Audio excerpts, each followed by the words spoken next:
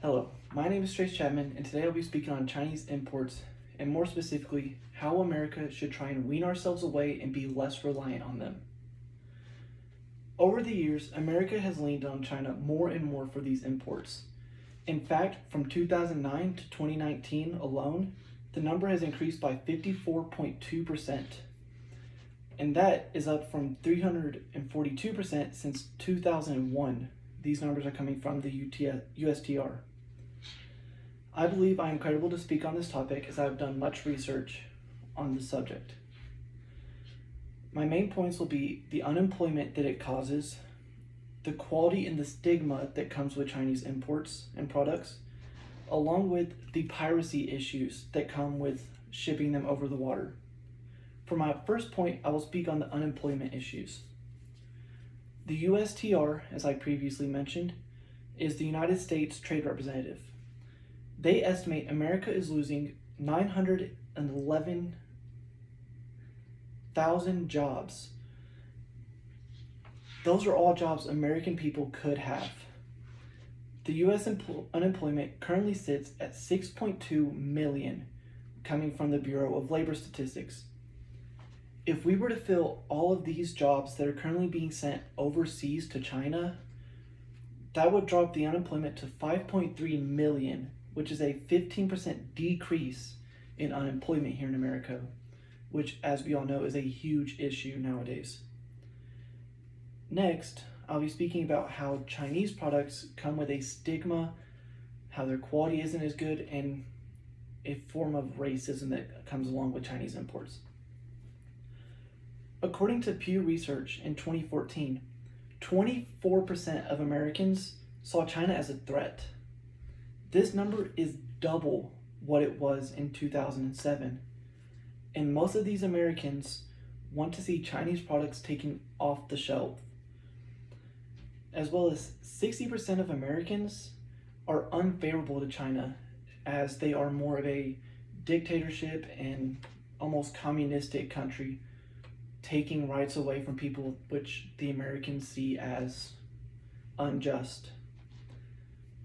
It's also been proven, while China you can get very cheap production and you can get things done very cheap, very fast, it's been shown time and time again that cheap and fast does not mean good. The products that are coming from China a lot of the times are easily breakable, are not as well made as something that would have had more money and time put into it, like, say, American made commerce.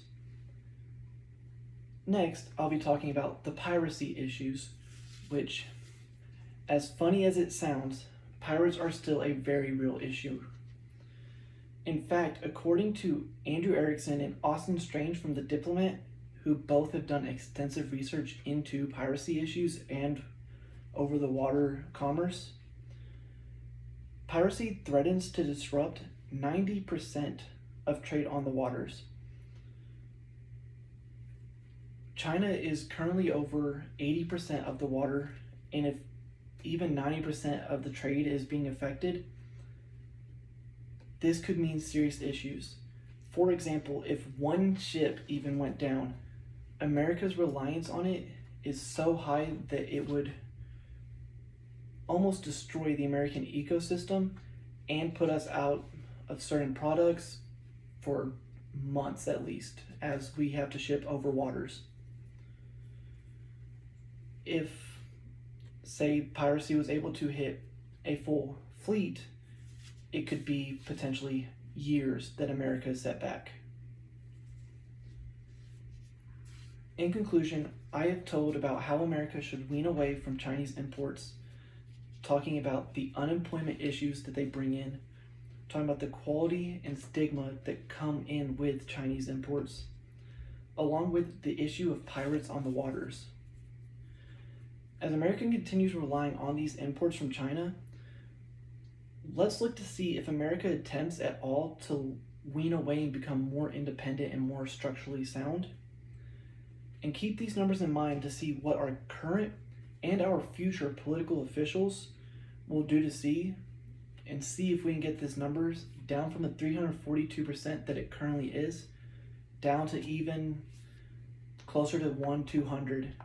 Although Chinese imports are not as well made, they are still very essential to America because we cannot do it all ourselves. Thank you.